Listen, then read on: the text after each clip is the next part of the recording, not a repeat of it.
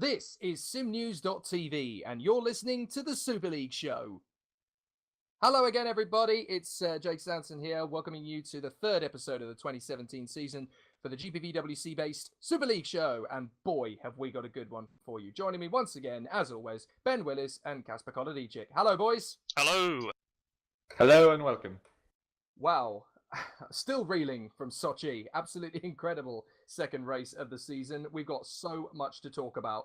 For the first point, of course, we have to talk about things like upgrades, engine choice, tyre choice. There's so much that we need to get through. But from the first point of view, Ben, I mean, we saw such a development of what Super League is going to be like in 2017 from Sochi, from Adelaide.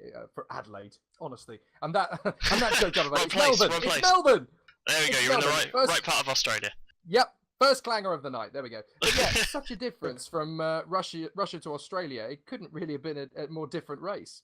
Yeah, it was really hectic. There was, plenty of action. We were just saying pre-recording here that was, it just seemed like there was an overtake every corner, really, every lap. It's hard to pinpoint what that is. I'm sure we'll come back to it a bit later. But obviously, there's, it's the first race with upgrades. We saw cars going, different directions with upgrades as well. Some decided focus on dirty air, they could follow a bit closer, maybe that helped with overtaking. Others went for pure car performance with downforce, I mean they could run more aggressive setups.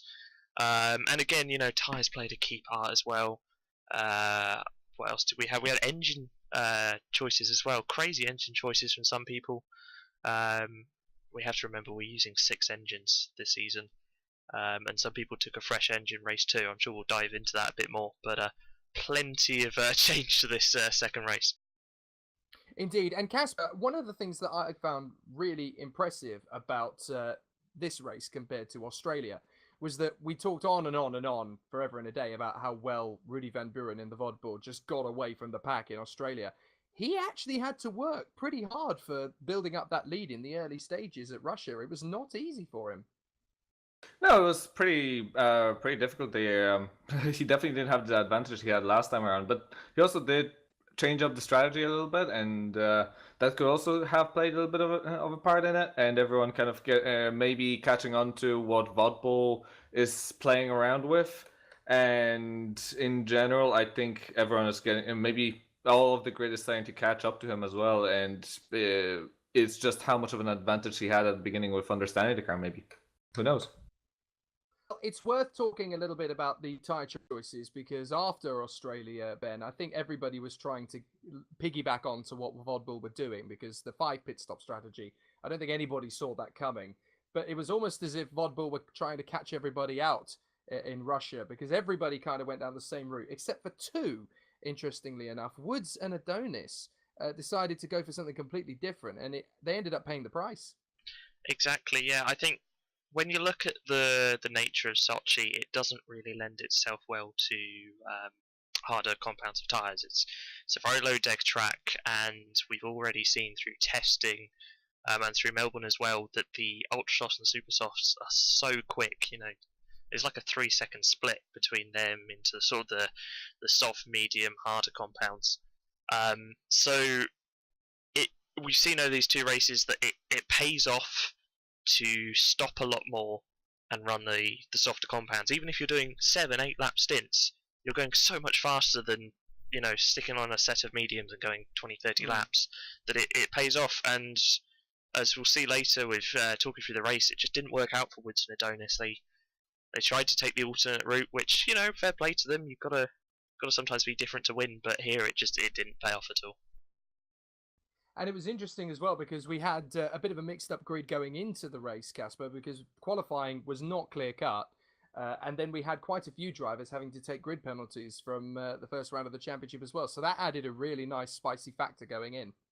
Yes, one of the, I think the easiest way to illustrate how qualifying was quite a weird experience was, I think Thomas Hinz was has qualified 12th. But he took 5th on the grid, so yeah, qualifying was a bit of a weird thing to follow because literally half the grid, I think, had a back of grid penalty. But then, that that seemed to actually help out the people who were quick with the back of the grid in the end, because they were actually not as far back as you might usually be with back of the grid.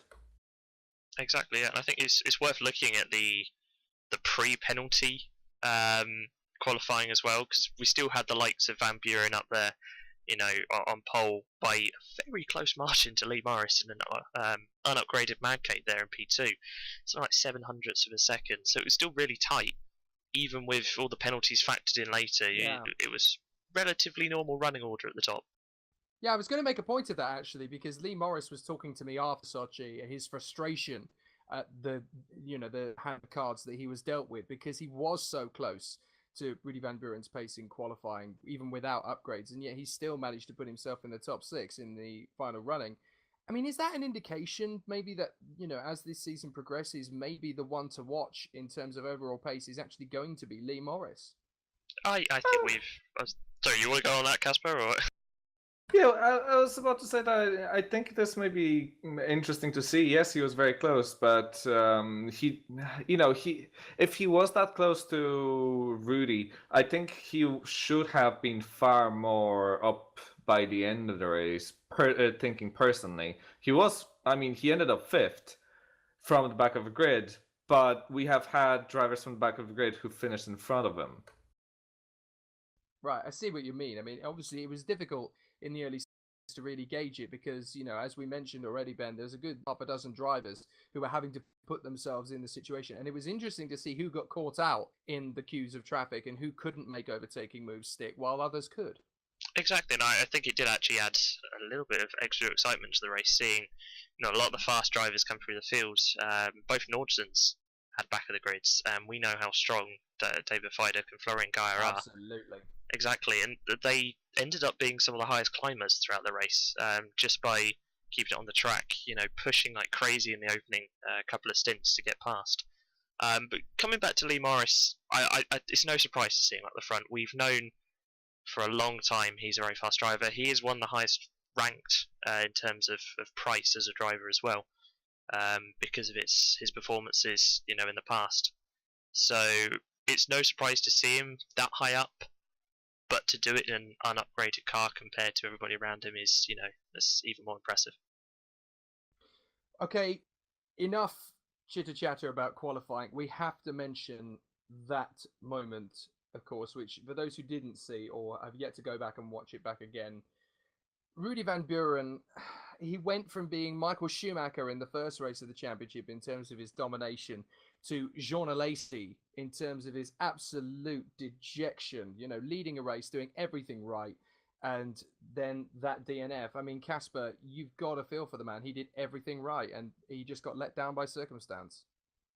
I mean, it's the same thing as, and I think you mentioned it during the broadcasts. It's the same thing as Felipe Massa had in 2008, was in Hungarian Grand Prix. A lap before the race, nothing a driver can do. It's again, I've said it before.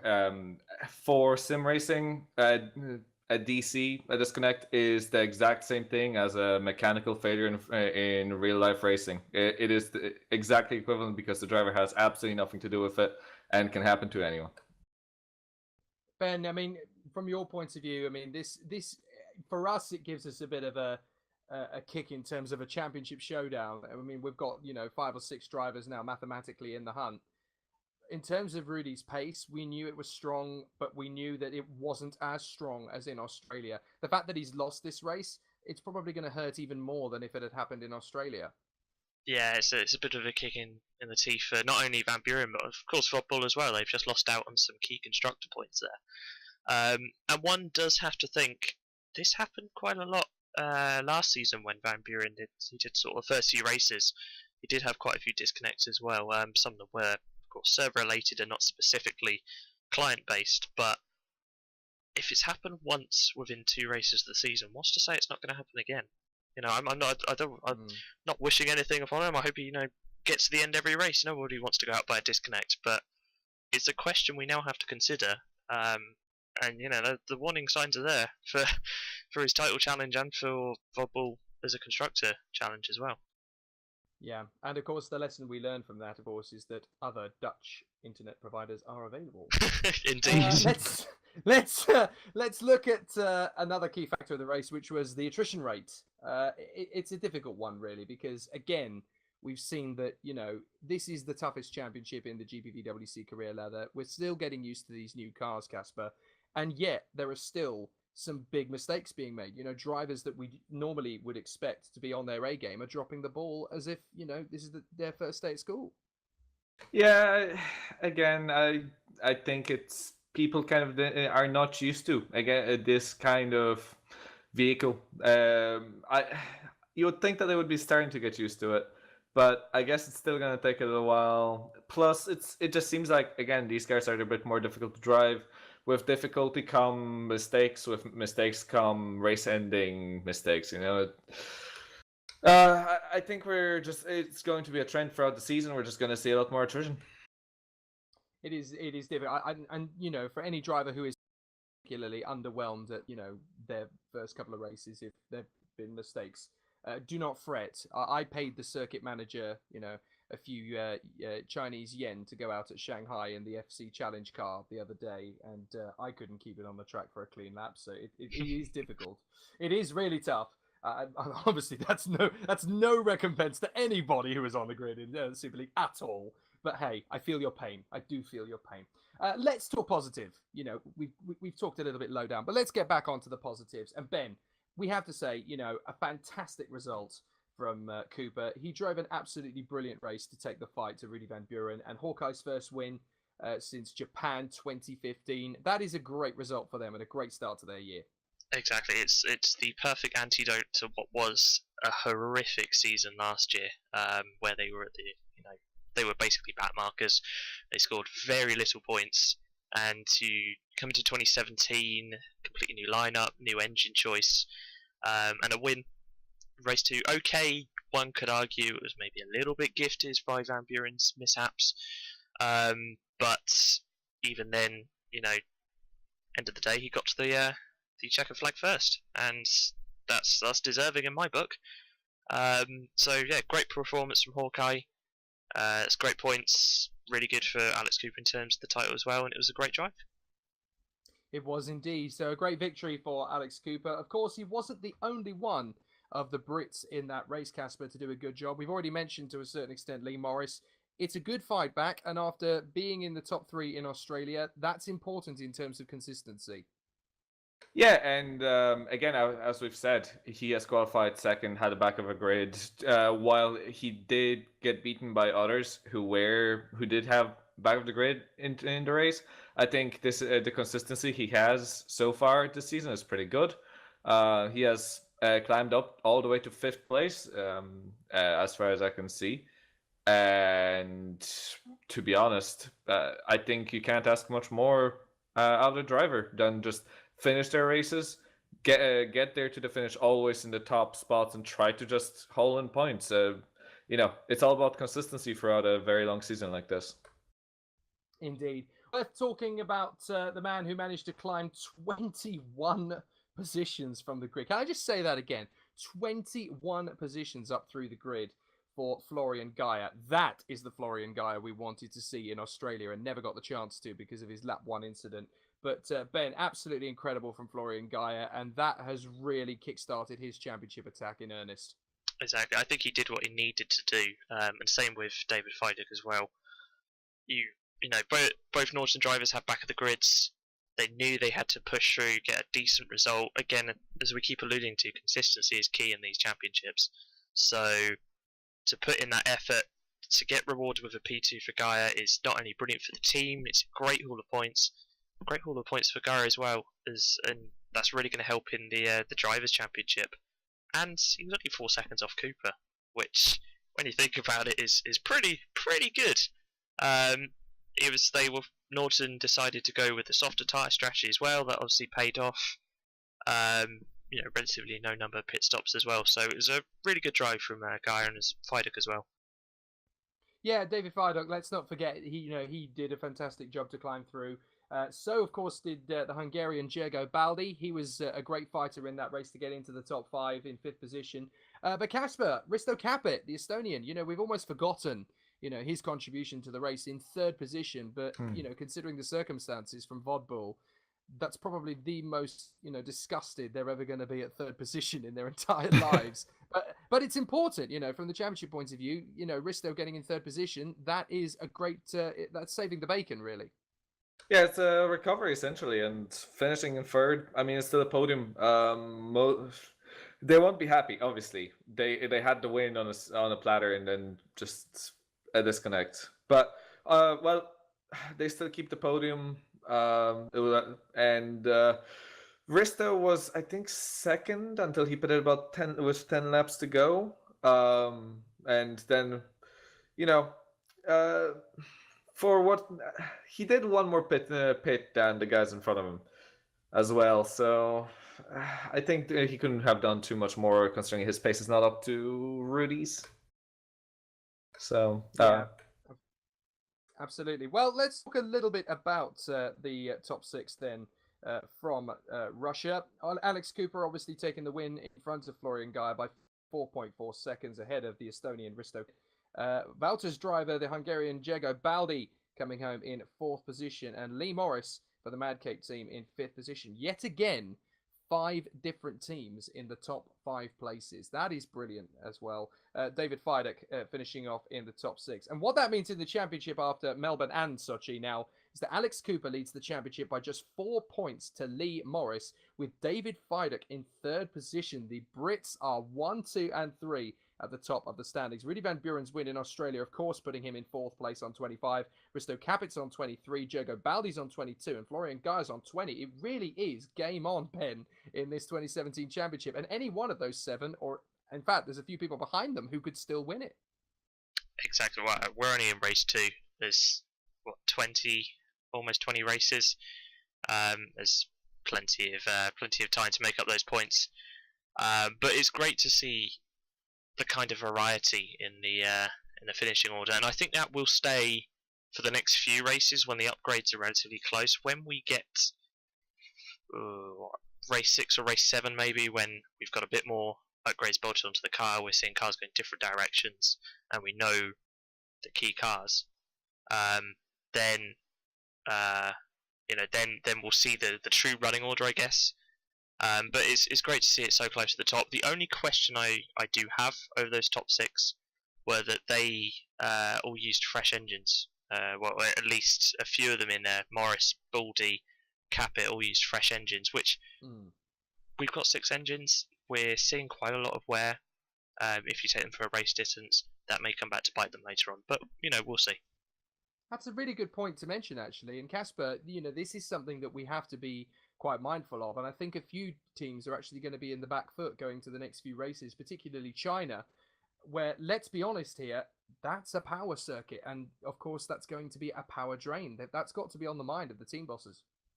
That would be on the mind of the team bosses. And I'm kind of nearly wanting to see someone going super crazy and deciding to kind of spread the engines evenly and just change them every race and just kind of try to take a bit of percentage of every engine, except for maybe keeping one for Monza, just to have one at 100% for Monza. But that's just me theorizing. But again, they've put a second engine into their car already for a second race, so who knows? Who knows what those very smart people behind those behind the teams are planning. Yeah, absolutely. Right, let's talk a little bit about the content of the race in Russia. We had a lot more directions to look in Russia, Ben, than perhaps we did in Australia. There was a lot more battles, a lot more overtaking, a lot more camaraderie amongst the grid for people, fighting their corner and pushing on. And actually, after the race, it was really nice to see, the drivers, bantering with each other, chatting away, enjoying the good nature of the battles. Exactly, and I think part of that may have been related to the track. Sochi is very much a modern track. It's designed for overtaking. Okay, maybe we don't see it as much in real life, but here in the world of sim racing, we saw a lot more action. there's the use of such soft compounds as well meant we could really push the car to the limits. And we were seeing some great overtakes around the outside at like turn 3. And some cars did upgrade dirty air as well, which meant they could follow a lot easier, which obviously helped with overtaking as well. And the good natured camaraderie is a thing of Super League. There's not many drivers compared to the lower leagues. They've earned their way to get up to the top, so they all respect each other. They know they're good drivers, so it's always nice to see that as well. Absolutely. Well, it's almost an ad for the Australian Grand Prix maybe needing a little bit of an inspiration kick. I mean, we know that Adelaide is pitching to take over the Australian Grand Prix. Maybe they might get a GPVWC meeting before that actually happens in FIA F1. You never know. That's something that could be considered. Where else can we discuss? A lot of drivers, shall we say, Kacper, pushing a little too hard when perhaps they didn't need to. I'm not mentioning too many names here in one place, but perhaps Fran Lopez was a little bit early days of Sergio Perez at times, just a little bit overeager in a few corners maybe. Possibly, and it's not just him, it's a lot of drivers I've seen just spinning, just having side-to-side contact, ending up in spins, and in a lot of different places.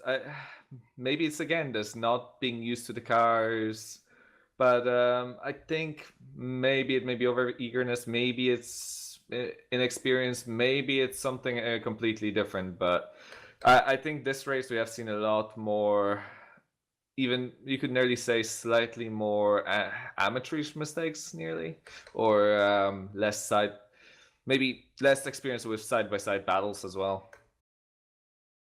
Absolutely. It was actually fascinating to note that one team in particular, well, one driver in particular, actually, Ben, the contrast between Australia, where he did such an incredible job, and in Russia, where it looked like he was lost at sea at times, was Maciej Minek. I mean, he was the super sub in Australia, and in Russia, what happened? I mean, it almost at times seemed as if he hit the self-destruct button. Yeah, it was. I think we all expected a bit more from Maciej Milnek. He put in such a good display at Melbourne. Maybe he just set the bar a little too high in terms of expectation. I mean, end of the day, he got to the end of the race, got some points. It's a new team. That's what they need. He hadn't done anything fatally wrong. But his performance is a little lackluster after Melbourne. We maybe want to see him a little bit higher. So we'll see what he turns up with in China. If he is still sticking in the car, maybe David Frančić will come back. We don't know. There's been no confirmation that he's staying on as primary, so we'll wait and see about that. But otherwise, yeah, a little lost at sea, I think, is the best term there, Jake. Yeah, it's a difficult one as well, Kacper, because we were saying, weren't we, after Australia, that maybe David Frančić might not have such a comfortable seat in that car if Lennox on the ball. And then Russia happens, and, well, it's almost like it's day one. So what do we do there? Do you go for a safe pair of hands in David Frančić when he comes back? Or, do you take a risk on Maciej Milnek? Do you think other teams, if Frančić does get that position back again, is it all based on Melbourne, that maybe Lennox stock is still quite high? Or, is it all down to what he does in China? I honestly think with one race that's really good, one race that's, well, subpar, to be perfectly honest, it's going to be quiet. The next race is going to be critical. No matter what happens, it's going to be critical. And unless he can pull something incredible there as well, I think Frančić can be quite safe about his seat. Considering one thing we know about Frančić is he is very, very he is a great driver, and he is quite consistent and consistently up there. So to be honest, if Maciej cannot deliver every race and deliver really good results every race, I think Frančić would be a better choice. Okay, interesting. Right, we got to the point where we need to be slightly praiseworthy and slightly demoralizing. It's the best and worsts. I think the first thing we have to say in terms of the worst from Russia is easily Rudy Van Buren's internet provider. I think that's definitely I think that's definitely the wooden spoon of Russia. Not his fault in the slightest. But yeah, I mean, above anything else. In terms of best, Ben, who would you say was the best driver at Sochi? Who really impressed you? Florian Gaia for the 21 position climb. I mean, he did what he needed to do. At the end of the day, he really poor qualifying from the fact that he had a back of the grids. Hopefully, he hasn't got himself another one. Same to everybody else out there. You don't want to keep repeatedly getting back of the grids. That just doesn't help you at all. But he did what he needed to do. He's got some great points in Nordsten. Same with David Fiduk. And that's really kick-started their title charge at the end of the day. Couldn't really ask for more from coming from right at the back. Very good point. Kacper, who really stood out from your point of view? Well, to be fair, let's give Rudy some credit. I mean, the race he's driven was pretty much perfect all the way along until his internet provider's failure. So honestly, without a doubt, Rudy deserves some recognition for being one of the best out there. Plus, honestly, Hawkeye also really deserves some recognition for, again, their win. And after a horrible last season, them being up there is just such a nice sight. Yeah, I totally agree. I mean, as much as I would love to say, Rudy Van Buren was the driver of the day, just for the, the heartwarming nature of it and the fact that, in Australia, the gap between first and second was a minute. And here, up until Rudy's retirement, it was only half a minute. I have to say, for me, it's Alex Cooper. He did such a good job. He was so calm. He was so composed. He pushed when he needed to. He conserved when it was needed. He was such a mature driver there in Sochi. And I'm really hoping that we'll see more drives like that from him over the course of the season. So that's who I'd give it to. Just because, Rudy was such a giant crusher in Australia, you couldn't really give it to anybody else then. But yeah, fantastic from Alex Cooper and a great victory. Okay, who was not really on the ball? Who did not really deliver when they should have done? Kacper, who needs to raise their game?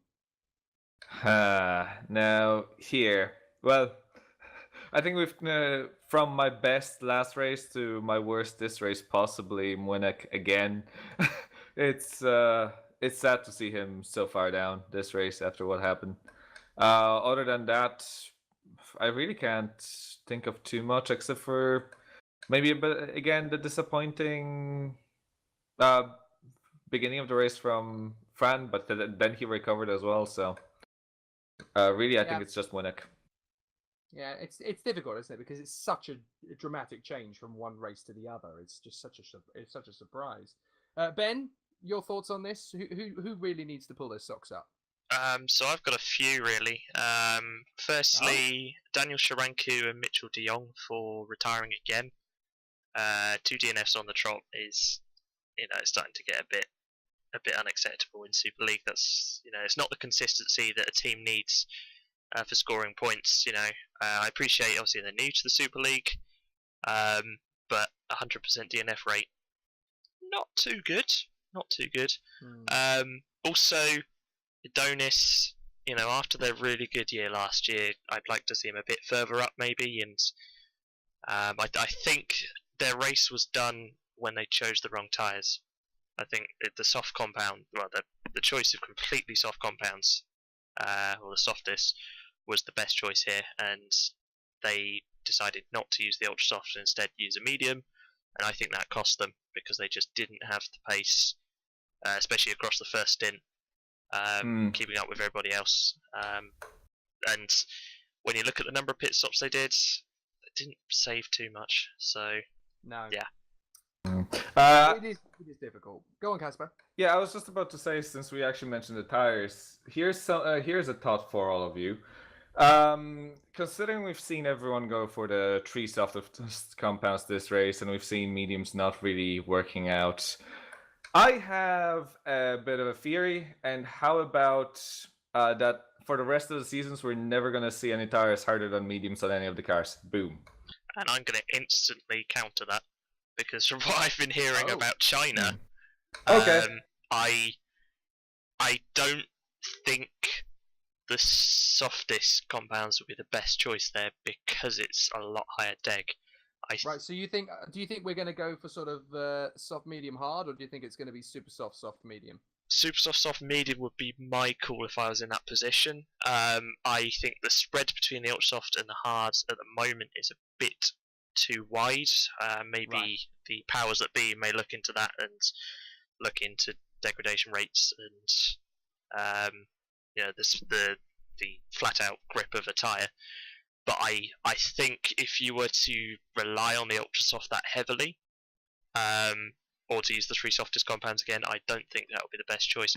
Ultra soft, super soft, medium coming back from Australia could be a good choice there, I feel.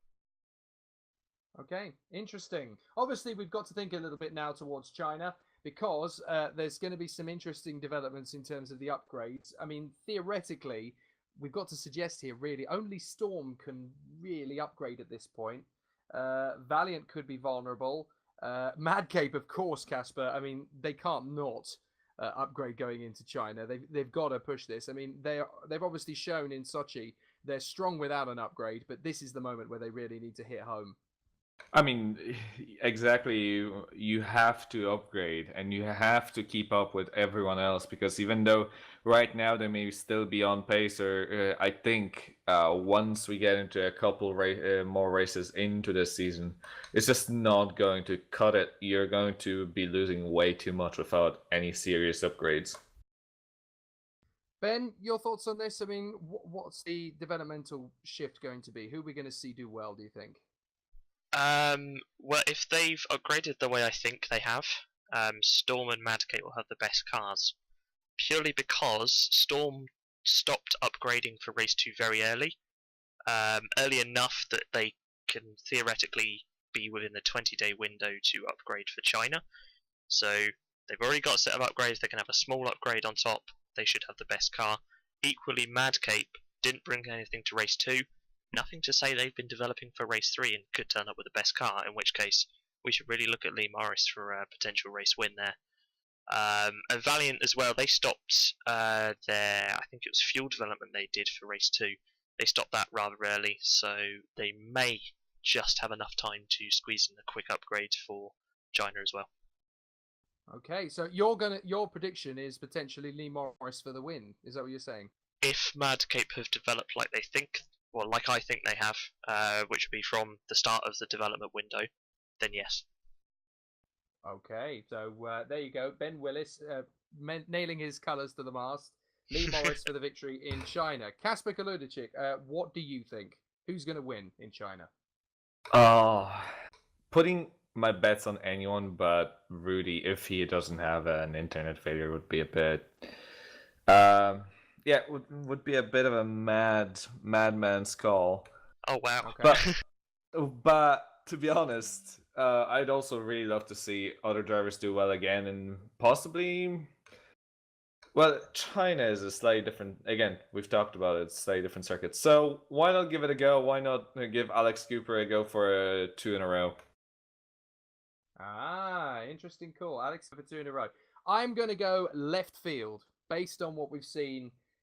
In terms of the pace of Australia and the consistency of Russia, I'm going to go for a Norwegian victory, and I think it could come from Florian Gaia. I can see Florian Gaia being very strong in quali. If he doesn't get a grid penalty, he's going to be a strong charger. We saw how he fought through in Russia. He was frustrated not to do well in Australia. I think China is going to be their moment. We're going to see a Norwegian on the top step of the podium. That's what I think. That's what I'm going to go for. We'll have to see.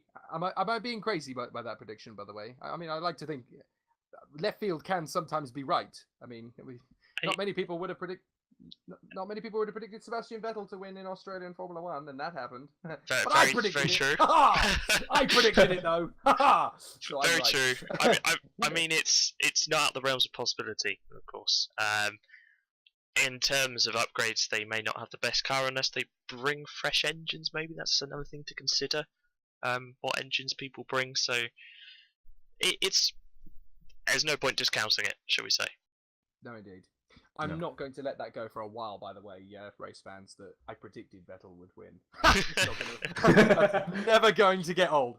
So let's close in the time-honored fashion by promoting what we're going to have over the next few weeks. Well, 31st of March, it's once again another episode of Anderson's Access. Make sure you get all the latest info from that, of course. 5th of April, 10 p.m. Once again, it's the Scrutineer for all your inside knowledge and technical spec details. 10th of April, Parker's Pit Stop once again at 8 p.m. We, of course, are going to be back after the Chinese Grand Prix. We'll be around for the 12th of April at 8 p.m. Same again, myself, Ben Willis, and Kacper Kolodicic. Once again, guys, thank you for an amazing roundup of an amazing Grand Prix. Thank you. Thank you. Thank you. We are going to do it all again, the same time, same place here on SimNews.TV. And of course, for all the latest news and updates and all your latest tech information, head to GPVWC.com and check out all of the bits and pieces on the Super League channel. 7 drivers separated by 15 points after 2 races. The championship race is still very open with the likes of Alex Cooper, Florian Gaia, and Diego Baldi all wanting to do as good as they possibly can, and with the likes of David Fidek and Rudy Van Buren needing to get back on the top step as soon as possible. I'm Jake Sanson on behalf of myself, Ben Willis, Kacper Kolodicic, and all of the team here. A fantastic good evening to you, and see you next time.